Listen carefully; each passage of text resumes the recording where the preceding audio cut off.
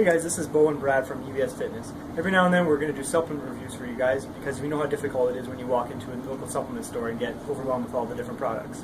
Today we're going to be talking about different types of proteins. Every time you walk into a store, like Bo said, you're going to see different brands, different types, different products. Today we're going to talk about the different types and see what's going to work out better for you. So here's 3 examples of different proteins you can look for if you're trying to pick up a product. On the left side, we have examples of isolate proteins. Isolate proteins generally have no carbohydrates or low carbohydrates, very low cholesterol or no cholesterol, and hopefully very, very low fat. Another advantage of isolate protein is they absorb very quickly. When you get a product like this, you're going to get usually a lot more servings. You're going to get more protein per serving potentially as well. You have also different options within this type of product. You have your standard sucralose-based product like the Isoflex up top, and then you have your more natural products like the Isosport Whey and the Whey Isoburst on the bottom that use stevia-based sweeteners and natural flavors, which if that's what you're into, that's always a good option. In the middle, we have more complex proteins. We have products that are going to have a little bit more carbs, a little bit more fat, and usually a little bit more cholesterol. This is often because they contain concentrate protein, isolate protein blends, for example. If you're not really worried about cholesterol, fat, and carbs, it's an option for you, but a lot of times you're going to be paying the same price for these proteins and getting less servings or less protein per bucket, basically. The only advantage really of the concentrate is it will digest a little bit slower, so it can keep in your system a little bit longer. On the far right, we have examples of more time-release proteins. So these proteins will stereotypically contain casein proteins or egg proteins, as well as your isolates and your concentrates. So they stay in your system a little bit longer. You'd want to be taking this if you're taking it after a workout and you're not going to be eating for a few hours. It'll stay in your system a little bit longer so you can keep that protein level up. Or if you're going to be taking it as a meal replacement, this is also a suitable option, or before bed, because you can get that protein in a little bit longer.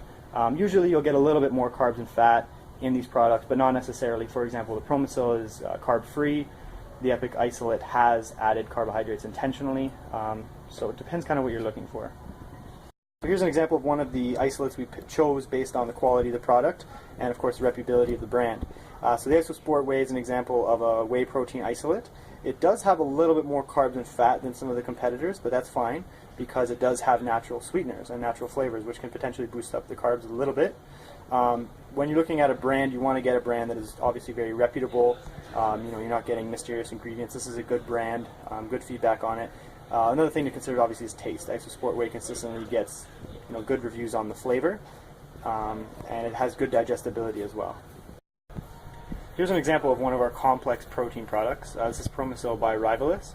This is an example of a protein that has multi-stage proteins inside. So this has egg protein, concentrate protein, casein protein, isolate protein, etc.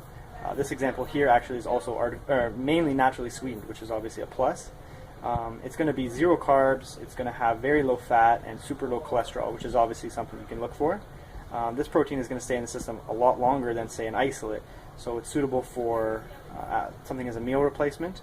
Now, because the isolate is still the main protein in there, you can obviously take it after the workout for that quick recovery as well, especially when you're not going to be getting your meal in right away.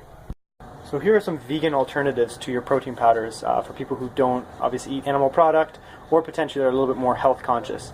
So on the left we have the Kaizen vegan protein, on the right we have Vega. These are 2 really solid brands. The one on the left is more of a pure protein, so you're getting lower carbs and lower fat than the Vega one, but that's for good cause because the Vega one is more of a meal replacement. The Vega one has your omega-3, omega-6, 9 added. It's got a green blend. It's also got a little bit more fiber and things like that. So it's obviously going to be more for something you're going to be taking as a meal than after a workout. Of course, this brand does make a lower carb, lower fat protein as well. So generally speaking, when you're looking at a vegan protein, you're going to want to get something that's more complex. So you don't want to just be taking, for example, rice protein because it's not a complete protein, so you're going to be lacking an amino acid or amino acids. So usually you're going to look for something like these 2 that have a blend of, say, rice protein, pea protein, potentially hemp or alfalfa or other blends. That'll make sure that it's complete and then you're getting maximal absorption and maximal protein efficiency. So here's an example of a very popular product out on the market, one that I personally am not a big fan of. Reasons being, it's generally priced at the cost of a more premium product, something that would be like, for example, a pure isolate, no carbs, no fat, whereas this one, has the same price point generally, but you're getting a lot more cholesterol, a lot more fat, a lot more carbs, and artificial sweeteners and flavors. So as a result, you're getting less servings. You're potentially getting less protein per serving, depending on the scoop size. So despite the fact that it is quite popular, unless you're looking for something with those carbs and fat, this might not be the most cost-effective product.